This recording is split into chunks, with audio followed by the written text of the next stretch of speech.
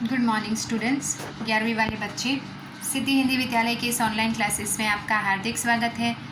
अब बच्चों, यहाँ पे हमारा ये जो काव्य है निर्मला पुतुल, इन्होंने, ये साहित्यकार है, यहाँ पे लेखिका है, कवयित्री है। इन्होंने यहाँ पे ये काव्य लिखा है। ये हमारे सिलेबस का अंतिम काव्य है। ये काव्य ख़त्म होने के बाद हम व्याकरण और सब रिवीजन करेंगे बच्चों। अब यहाँ पे ये जो लेखिका है, कवयित्री है, सबसे पहले हम ऊपर जो पंक्तियाँ लिखी हुई है उसको पढ़ लेते हैं। बटोर पृथ्वी की पूरी ऊर्जा, उठेगा धीरे धीरे ज़मीन से, ज़मीन पर गिरा आदमी, और अपने लड़खड़ाते कदमों से नापते दूरियां पहुंच जाएगा वहाँ जहाँ उस जैसे तमाम आदमियों पर बहस चल रही होगी। ब्रैकेट में लिखा है इन्वर्टेड कॉमा में, यहाँ पे नगाड़े की तरह बजते हैं शब्द। ये उनकी कृति है, उसका नाम है नगाड़े की तरह बजते हैं शब्द।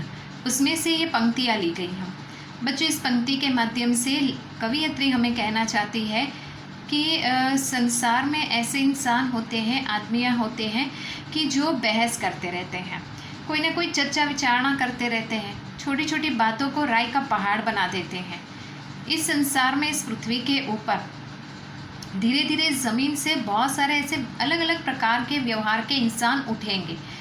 इंसान के आगे जाकर अपने जीवन में कदम भी लड़खड़ाएंगे, लड़खड़ा कर ये फिर से चलना सीखेंगे और चलकर एक ऐसे स्थान पर ऐसे इंसान से जाकर मिल जाते हैं जो हूबहू उनके जैसा हो। अब यहाँ पे उनका चित्र दिया गया है। ये निर्मला जी कवयित्री जो है, यहाँ पे उनका चित्र, सबसे पहले उनका जन्म 1972 दुमका, झारखंड में आया हुआ है। उनकी प्रमुख रचनाओं के नाम दिए गए हैं। नगाड़े की तरह बजते हैं शब्द, अपने घर की तलाश में। मैंने आपको बताया ना, नगाड़े की तरह बजते हैं शब्द, ये उनकी लिखी हुई किसी कृति का नाम है। अब उनका परिचय दिया गया है। निर्मला पुतुल का जन्म एक आदिवासी परिवार में हुआ। इनका आरंभिक जीवन बहुत संघर्षमय रहा।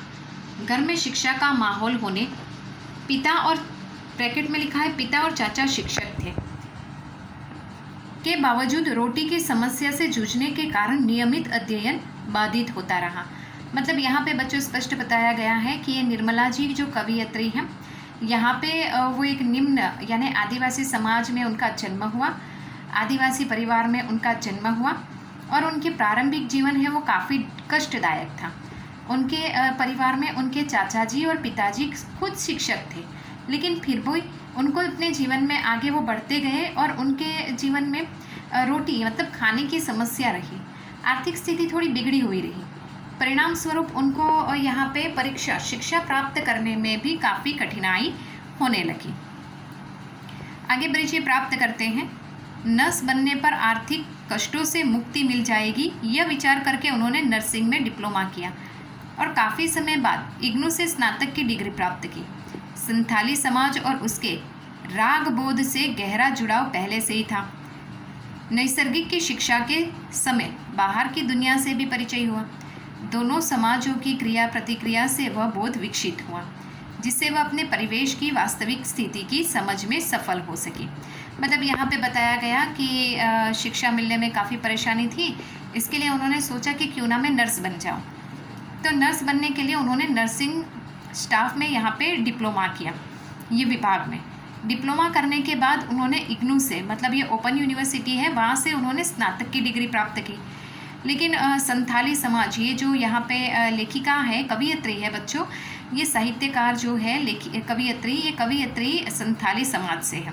संथाली समाज आदिवासी समाज में आता है, और संथाली समाज में जो लोगों के ऊपर अत्याचार होते थे, मतलब लोगों को निम्न जाति का समझकर उनका तिरस्कार किया जाता था, तो उसके ऊपर बच्चों ये काव्य लिखा हुआ है। यहाँ पे हमें पता होना चाहिए कि खुद जो कवयित्री है, ये कवयित्री आदिवासी संथाली समाज से है।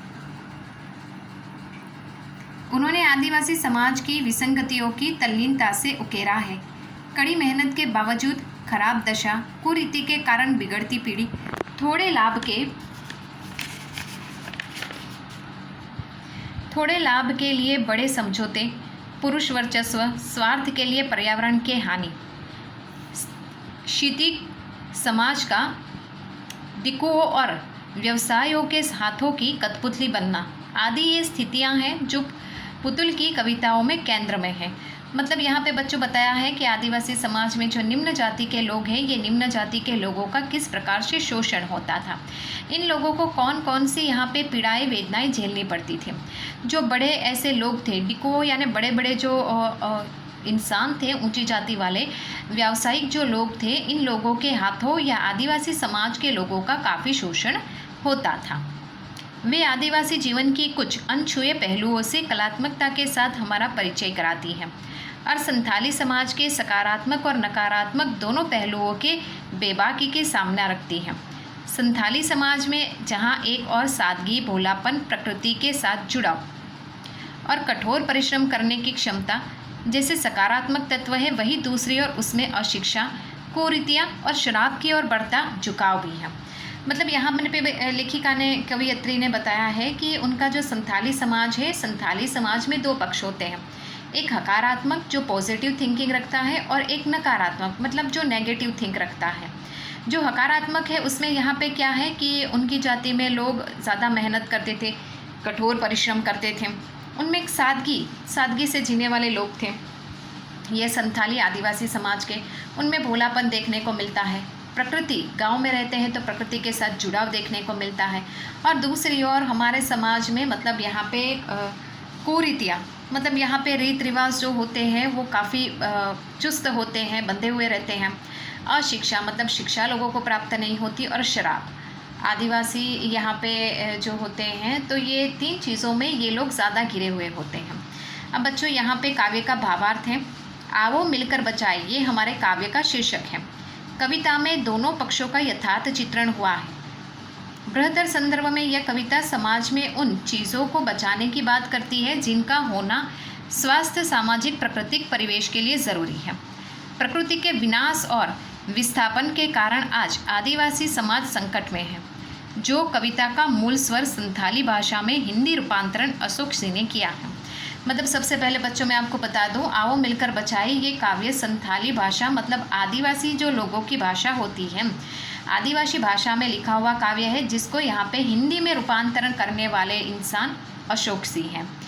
आओ मिलकर बचाए, यहाँ पे लेखिका ने, कवयित्री ने क्या किया है, अपने समाज को बचाने के लिए उन्होंने यहाँ पे ये काव्य लिखा है। समाज का सामाजिक परिवेश उन्होंने व्यक्त किया है। समाज की स्थिति कैसी है यहाँ पे उन्होंने बताया है। इस समाज में रहने वाले लोगों की स्थिति कितनी भयभीत है वो भी बताया है। तो बच्चों ये जो काव्य है, इस काव्य की शुरुआत आज हम यहीं पे रुकते हैं। आने वाले वीडियो में हम इस काव्य की शुरुआत करेंगे। ये काव्य ख़त्म होगा वैसे ही हम व्याकरण की शुरुआत करेंगे, रिवीजन करते जाएंगे। ठीक है, तब तक के लिए यहाँ पे रुकते हैं। Thank you.